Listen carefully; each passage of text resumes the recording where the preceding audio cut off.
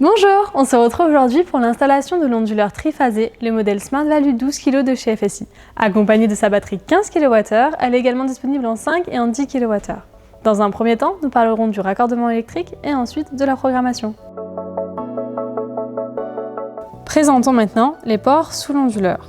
Nous avons les connecteurs mâle-femelle du MPPT1 et les connecteurs mâle-femelle du MPPT2, le port positif de la batterie et le port négatif de la batterie. Nous avons ensuite les ports de communication.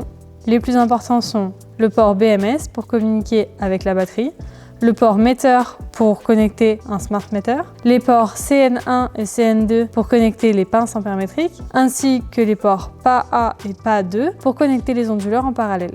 Ensuite, nous avons 3 prises, la noire pour la prise réseau, la bleue pour la prise loud qui correspond au backup et la prise rouge pour les micro-onduleurs. Enfin, nous avons le port du module de communication Wi-Fi. Veuillez vous installer sur un mur droit et laisser suffisamment d'espace autour de l'onduleur pour faciliter les futures maintenances et améliorer la ventilation. Utilisez le support mural comme gabarit pour marquer les 4 positions des 4 trous dans le mur. Percez les trous et fixez l'onduleur au support. Après avoir vérifié que l'onduleur est fixé, vissez la vis de sécurité.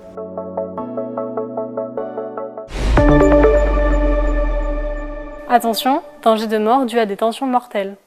Vérifiez que les sectionneurs DC sont en mode off. Ne jamais connecter ou déconnecter les connecteurs DC en charge. Seule une personne professionnelle et qualifiée doit réaliser cette opération. À la sortie de votre coffret DC, branchez votre chaîne 1 sur PV1 et votre chaîne 2 sur PV2 jusqu'à entendre un clic.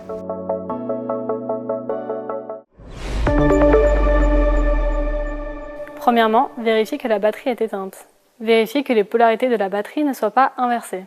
Vérifiez que la section de câble soit d'au moins 25 mm² pour les câbles de moins de 2 mètres. Utilisez les câbles batterie fournis dans nos packs batterie.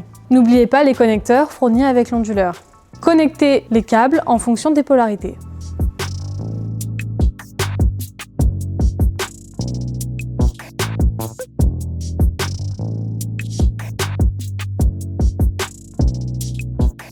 Raccordez les câbles à la batterie en fonction des polarités.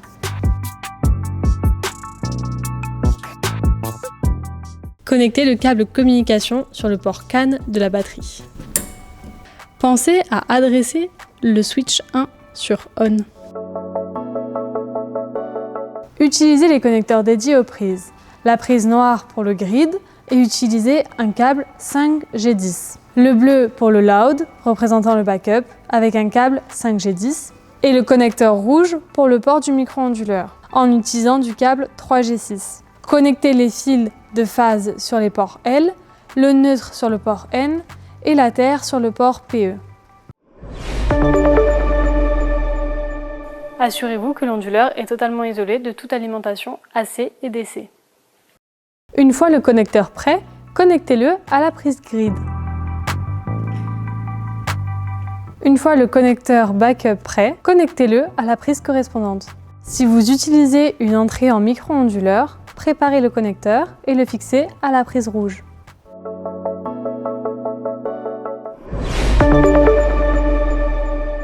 Les ports CAN ou RS485 sont à utiliser uniquement pour les batteries au lithium. Les ports CAN ou RS485 ne peuvent être utilisés en même temps. En cas d'utilisation d'une batterie au plomb, une sonde de température doit également être connectée. Connectez le câble de communication batterie sur le port BMS de l'onduleur. Connectez les pinces ampéremétriques sur le port CN1. Commencez par la pince ampéremétrique 1 sur les ports 3 et 4 en commençant par le câble blanc. Puis fixez la pince ampéremétrique 2 sur les ports 5 et 6 en commençant toujours par le câble blanc. Enfin, terminez par la pince ampéremétrique 3 sur les ports 7 et 8 en commençant par le câble blanc. Les pinces ampéremétriques sont maintenant branchées. On aura la pince ampéremétrique 1 pour la phase 1, la pince ampéremétrique 2 pour la phase 2 et la pince ampéremétrique 3 pour la phase 3. Connectez le module de communication sur le port Wi-Fi de l'onduleur. Pour le sécuriser, vissez-le d'un quart de tour. N'oubliez pas de raccorder la terre au coffret AC ainsi qu'à l'onduleur ainsi qu'à la batterie.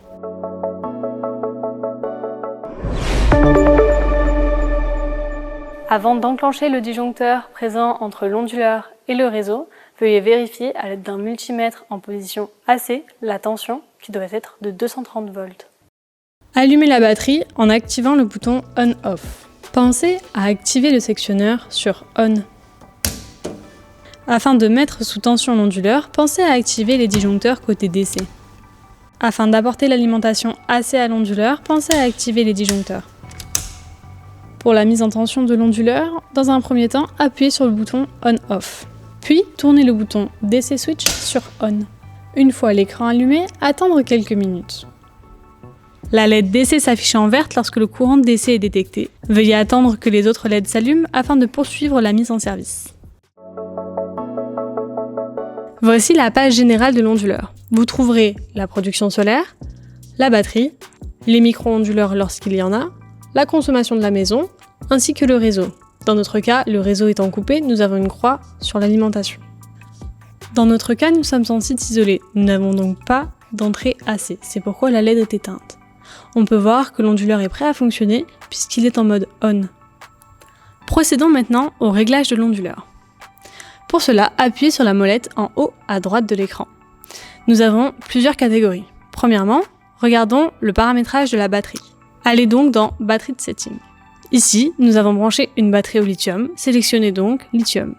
Ensuite, allez à la seconde page. Ici, vous pouvez choisir le mode de recharge de votre batterie. Si vous souhaitez utiliser le réseau, sélectionnez Green Charge. Si vous souhaitez uniquement utiliser les micro-onduleurs, pensez à cocher Gen Charge. Une fois ces modifications apportées, n'oubliez pas de valider les paramètres. Si vous n'avez pas de batterie, sélectionnez No Bat. Une fois cela fait, appuyez sur Check. Vous avez accès aux paramètres basiques. Vous pouvez sélectionner le jour et l'heure de l'appareil. Si lorsqu'il y a un défaut, vous souhaitez que ça bip, cochez Bip. System Work Mode.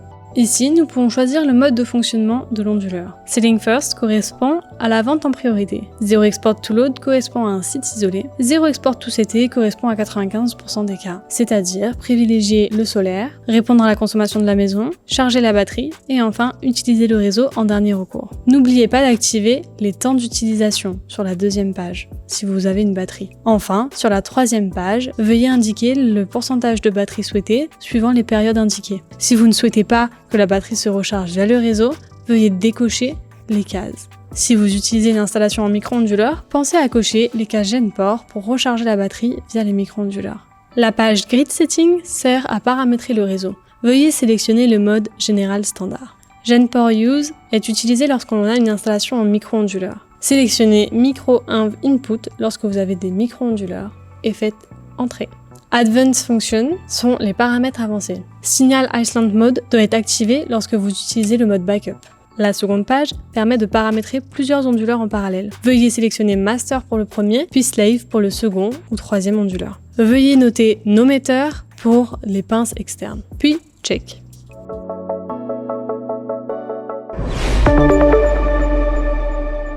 Ne pas déconnecter les connecteurs DC en charge. Passons à la mise hors tension de l'onduleur. Dans un premier temps, veuillez éteindre la batterie. Pour cela, appuyez sur le bouton On/Off. Pensez à disjoncter le sectionneur intégré. Pour éteindre l'onduleur, veuillez appuyer sur le bouton On/Off. Pour éteindre la partie DC, tournez le bouton DC Switch. Pour finaliser la mise hors tension, pensez à désactiver tous les disjoncteurs AC. Enfin, finissez par disjoncter les disjoncteurs DC. Vérifiez toutes les connexions 2 fois par an.